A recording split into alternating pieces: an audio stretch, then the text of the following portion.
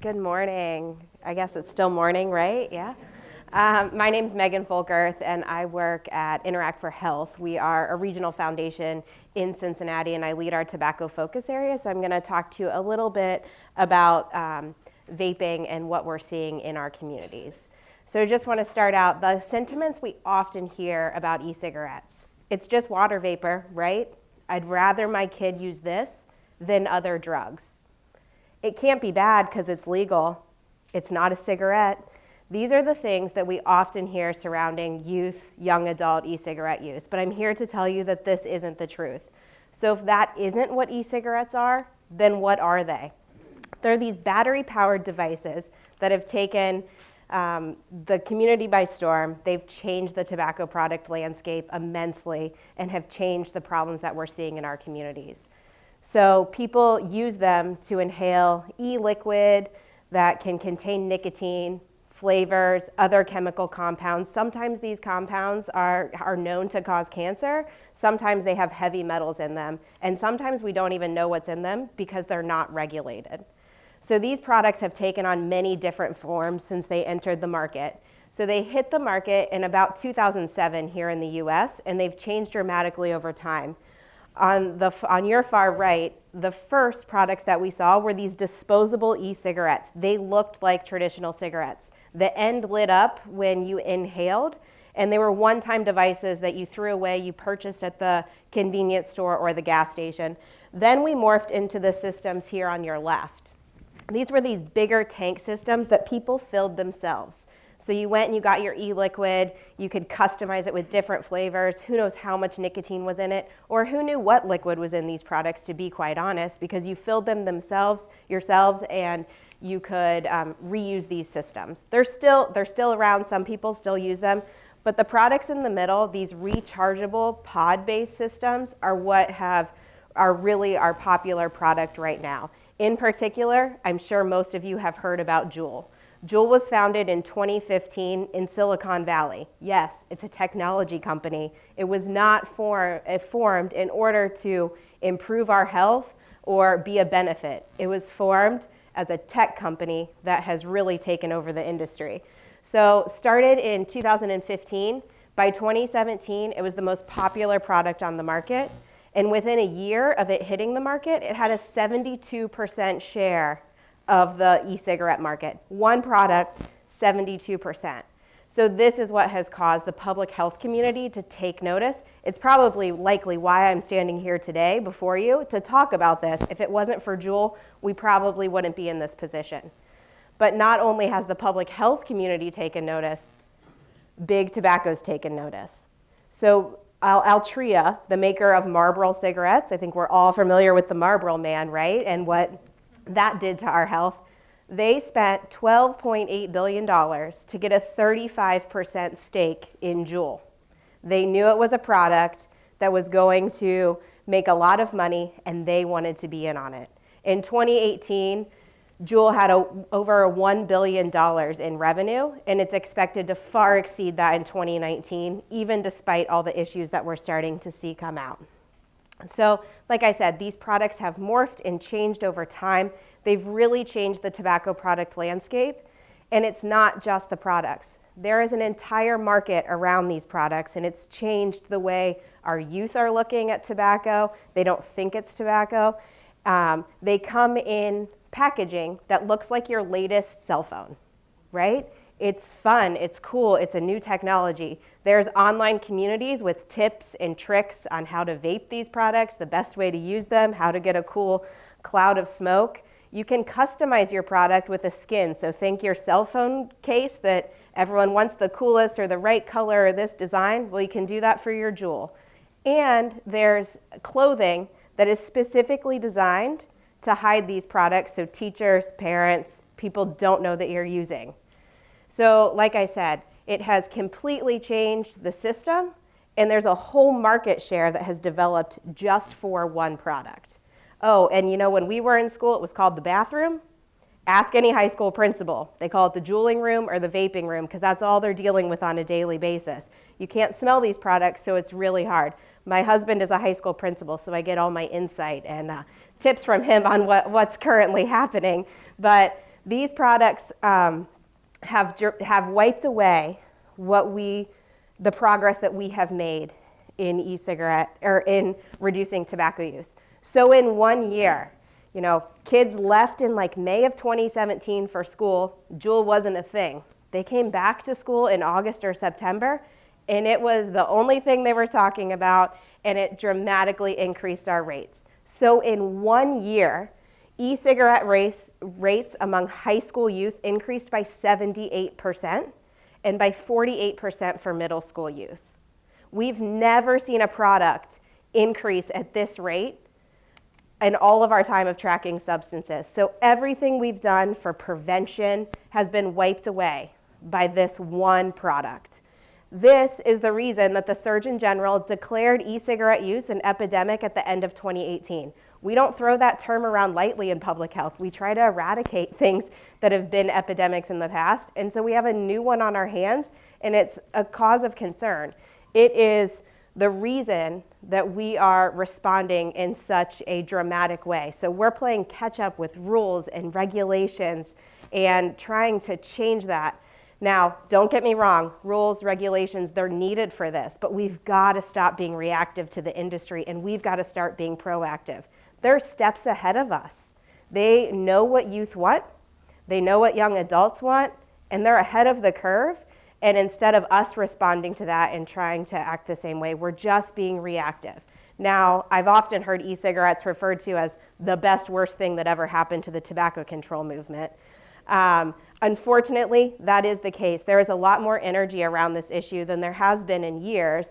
New partners are at the table. It's not just the public health community anymore. Parents are concerned, teachers are concerned, the business community is concerned, and they're all coming to the table to figure out what to do. So how did we get there? How did we get to this 78% increase? Advertising, flavors, and nicotine. So we should not be surprised that the tobacco industry has figured out how to advertise to youth. So remember, I mentioned 35% stake in one company. They advertised for years with cigarettes. That's how we got to the rates of cigarette use that we've seen for generations, right? So when they were marketing cigarettes, they developed products that appealed to women. We had pink packaging, or we had slim cigarettes. Then we had filters because that was safer. And then we should not forget menthol. Menthol has unapologetically targeted the African American and LGBTQ communities. It is the only flavor that was left on the market when the FDA started regulating these products in 2009 because the industry couldn't afford to lose that segment of their population. If menthol was removed, that's a whole group of smokers that would no longer be purchasing their products. So they fought tooth and nail to keep menthol, and they're doing the same with flavors and e-cigarettes. They can't afford for those products to go away. So they've figured out how to target our youth.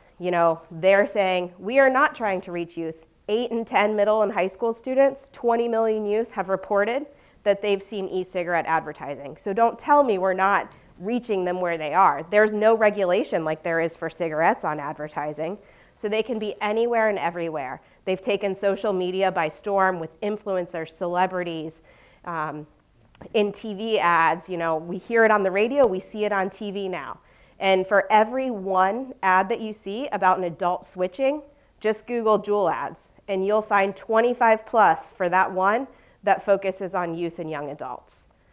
They are targeting them, and they're targeting them hard. And that's just one company. I'm talking about one company here. As of 2017, there was over 400 e-cigarette brands available for sale online, and that's marketing for one of them. Okay, so advertising brings them in, and then the flavors get them hooked.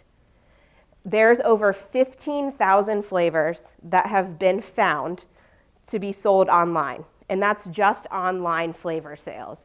Now you start talking about vape shops where people can go in and they can customize their flavors. They can add whatever nicotine levels they want to those products, and that number increases. 15,000 flavors. Most of them are gummy bear, chocolate, mango, things that resemble Fruity Pebbles or Ready Whip. The cans even look the same. Now, I don't know about you, but a smoker that's been smoking for 10, 20, 30 years, probably isn't going for gummy bear flavored e-liquid in order to stop their nicotine addiction. That's not what they want. So these products are created and marketed especially for our youth. So the advertising brings them in. The flavors get them hooked. Most kids are saying they started with a flavor and the reason they keep using is a flavor. And then the nicotine gets them addicted. These products contain more nicotine than we've seen in other products, right? So one Juul pod is equal to, the nicotine in it is equal to an entire pack of cigarettes. One Juul pod, 20 cigarettes. And it's not uncommon for youth, young adults to use one Juul pod in less than a day. That's normal. So they're getting addicted at really high rates. I mean, a pack-a-day smoker has been building that over years, and we've got a youth that's doing that in half a day possibly. So how can they deliver this amount of nicotine, right? We wouldn't expect a youth to pick up a pack of cigarettes and smoke an entire pack in one day. They wouldn't be able to handle that. Well, Juul's the first, but certainly not the last, that's figured out how to deliver those high rates of nicotine to our youth in a less harmful way. So traditional cigarettes use what's called free-base nicotine, and that's more harsh on the system, right? So cigarette companies can't increase that level of nicotine because they would for sure never get a youth to try them, and it would be harder for adults even if we increase that nicotine. Well, Juul, and now many e-cigarette companies following them, use something called, sorry, I just lost my train of thought, nicotine salts. So these nicotine salts act very different, and they can deliver higher rates of nicotine at a much less harsh, in a less harsh way. So kids can inhale these, they can use an entire pod, and it's not going to affect their system. So we've got advertising, we've got flavors, and we've got nicotine levels, and this is what is addicting our youth and getting them to continue coming back. So what is the nicotine doing to our youth? What is the problem with these increased levels of nicotine, right? We know that it's an addictive substance. It's naturally occurring in tobacco products. And nicotine exposure during adolescence impacts parts of the brain that are responsible for learning, memory, and attention. So youth brains develop up until at least age 25, right? The synapses in their brains are developing much quicker than the adult brain. They're rapidly developing, and increased nicotine levels is harming those synapses from forming. So we are starting to see these youth have negative effects on their brain from nicotine use. And when we started to look at a cigarette a day, couple cigarettes a day for youth, the amount of nicotine they were getting, but now we're talking a whole pack a day that some of these kids are getting, if not more, and that has a direct impact on their brain health and is a cause for concern for the public health community. So not only is it affecting their brains, but I'm sure we've all heard about lung disease and these vaping deaths that we're starting to see.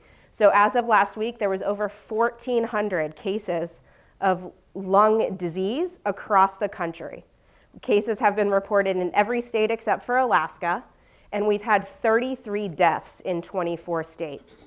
This is increasing at an alarming rate to where the CDC has said, you should not use e-cigarettes, you should not use these products until we figure out what's going on, and especially youth shouldn't use them. Many of them have been shown to have THC in them as well, which again, cause for concern, but they've all also reported vaping nicotine.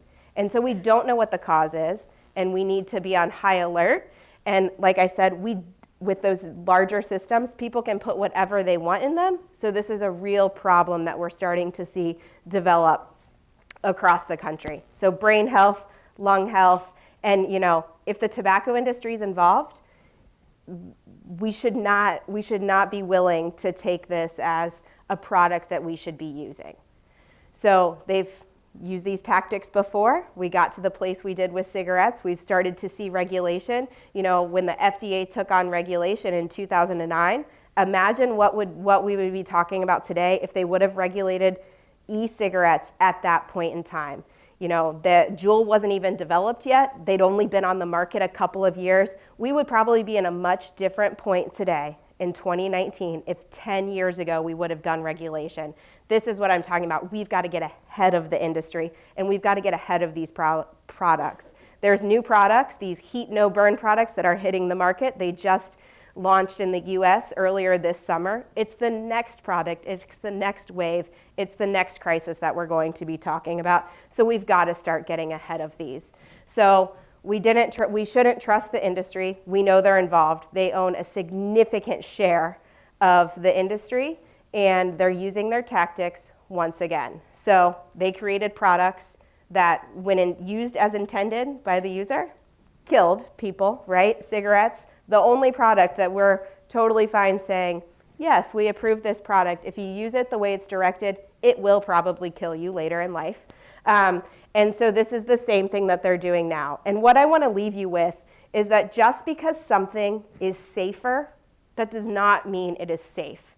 So we would probably say, oh, putting a kid in a booster seat is safer than not putting them in, just the car by itself. But that doesn't mean that it's safe. There's still regulations on seat belts and car seats and booster seats. We have regulations of what height and weight a child has to be put in that car. Just because something is a little bit safer doesn't mean it's the safest thing for us, and that's how we need to treat e-cigarettes. We need to stop talking about them as a safer alternative, especially for our youth and young adults. If we want them to be used for cessation, then we need the FDA to start regulating them, figure out what is causing problems with these lung diseases, and figure out the appropriate way for people to use them as a safe alternative to cigarettes or as a cessation method. But until we can figure out that regulation and the FDA can take control of this rather than the industry controlling the conversation, we need to be on high alert and especially not encourage our youth to use these products. Thank you.